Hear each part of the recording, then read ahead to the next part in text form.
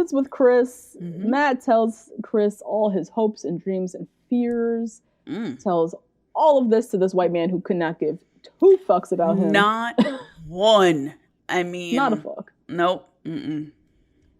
He's talking about how what his mom said about love fading, his doubts about the engagement, everything he's learning about himself, and how he kind of wants to pump the brakes on if he's ready to commit to something serious like this. Yeah. Chris Harrison's response. That's a lot to unpack. All right. That's a lot. That's it. That's his added value as a host. That's his added value here. That's it. Nothing. That's it. Matt is opening up. I gain new information. I have new perspective now. And then where Chris Harrison, he is rude because this shit was rude. He is rude as fuck.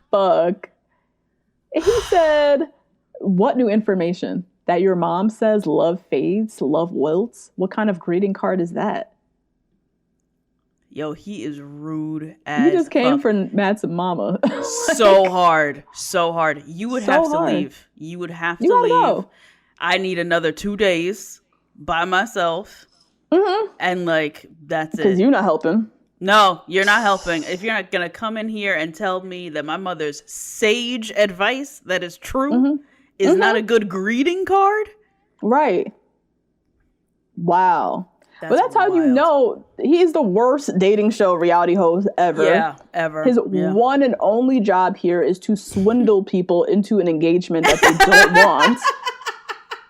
That's it. That's why he's here. He provides absolutely no counsel to Matt, to anyone really. Yeah. But definitely not to Matt. Yeah. And this conversation provided no relief to Matt. Someone who is really struggling and is wanting to talk to someone. And they throw him Chris Harrison, this white man who gets paid millions of dollars to be bad at his job. Yeah. Because he could have just said, you probably need to talk to somebody else. Yeah. I don't think I'm the one for this. Right. Yeah. Horrible. Yeah. Oof. And we didn't see him look like this with Claire. And Claire literally was like, I know we're 12 days in and we have 4 more weeks to go, but I just love him. And he's back there. He's in the bathroom. And I can't imagine not spending the rest of my life with him, Chris. I fell in love. And he was like, oh, you fell in love? He was all the way smile, deep in it. Oh, smiling, loving it. Let's get Neil in here. Whatever. And because he's such a shitty host, and like you said, because his job is to swindle people into getting engaged, I don't know if he's mad that Matt is not trying to get engaged. I don't know if he doesn't care because he's black, and he's already had to deal with him conversations night one talking about I'm a black man and I don't know. Right. And they had to interrupt his golf game or a spa day or whatever. I don't know, but he seemed annoyed. He just doesn't try. He doesn't try. He doesn't have to. He's been paid millions of dollars to be host of the show and do nothing, provide no value, provide no counsel. Nope. And we saw it so clear as day in this conversation. He provided nothing. So basically he just so are you telling me that you're not ready for engagement? He just keeps coming back to that. Keeps coming back to the engagement. Yep. Where do we go from here? What's the next step? And Matt's just I'm just trying to stay open-minded. We'll go from there. He seemed like a boss talking to an employee. Right. You don't want this new client or what? We tried to get this for you. I don't know why you're not grateful. No, we're not paying you anymore. You should be grateful anyway. Yes. You're not ready. You're overwhelmed. Very transactional. Very corporate. Warmth. Yeah. None. No. Yeah. Horrible. The worst. So, time for Matt and Michelle's last overnights. Going into the date, Matt is full of doubt. He's not into it. His whole energy. The ship has sailed. We've known this long ago. But the ship has sailed on Michelle. Yeah. He's just now going through the motions. So he surprises her for their date. They, get up on the roof of Nemacolin. They're gonna parachute down or whatever. Why we haven't learned from these last couple days where they damn near died, I don't know. No idea why we're still doing this. What? So yeah, he says, I feel like Michelle's I feel like Matt's my person. She is so head over heels in love. She has no idea any of this is coming for her.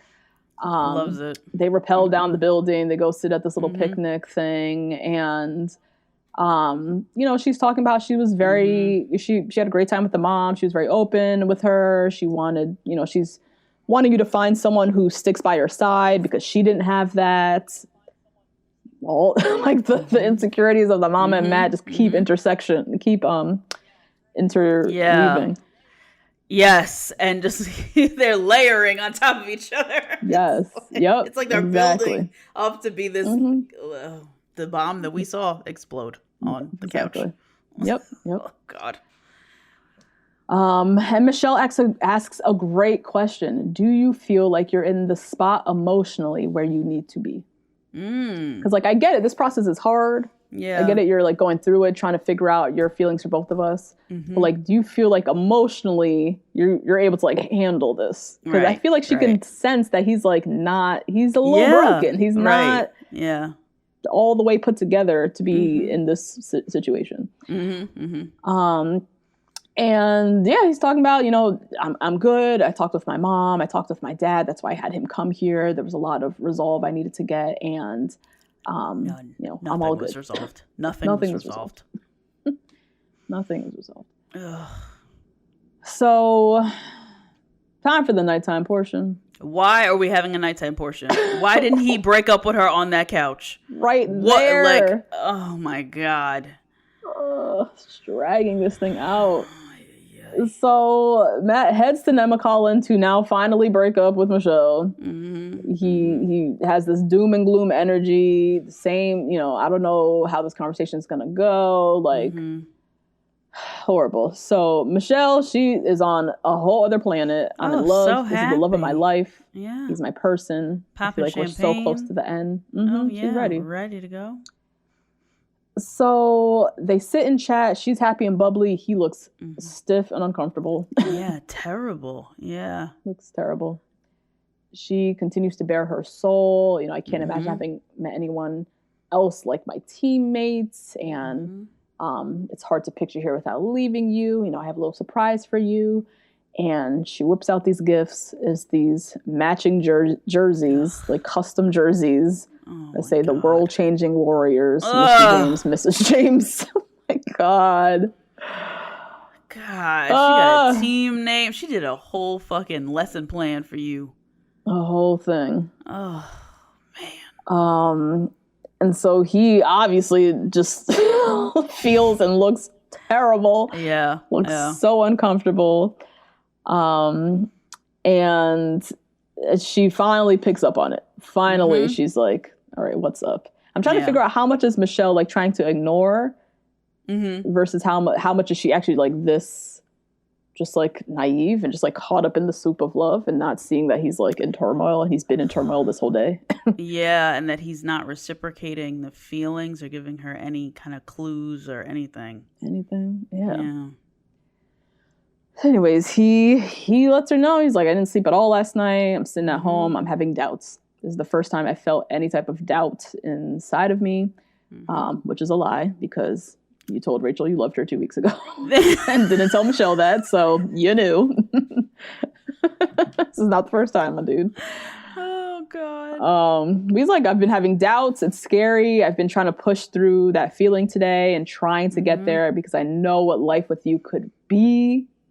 Another thing he keeps saying with her, I know what life could be with you. Yep, I know it could be easy, fantastic, great mom, great wife, but I could try to recreate history and marry this racist white woman. or I could go the other way. Yeah. Oh, God. Oh, my Lord. And he's like, yeah, I could make this easy and tell you what you want to hear. And she's like, that's not what I'm looking for. That's where she starts breaking down. And she's like, tell me where you're at, actually. Yeah. Finally, she's like, where are you? Yeah. And he flat out says, I don't think I can get there with you. And I feel so sad for Michelle. Yeah. He gave her all the validation she needed outside of saying that he's in love with her.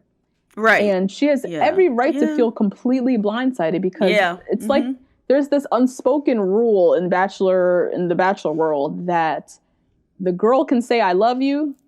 And she's going to expect that he's not going to say anything back. Because we're on this show. And that's kind of like the thing. You say, I love you to your final person. And so you're fully going into this experience expecting to say all of this and not get it back. Yeah, right. But to receive your validation through actions and other things that he's telling you. Little did she know this entire time, he had already said it to Rachel. Yeah, right. Yeah, that he's in love with somebody else the whole time. Hey guys, that's a little taste of this week's episode. If you want to hear the full recap, head on over to patreon.com/2blackgirls1rose and sign up to get weekly recaps and other Bachelor content from us. See you next week.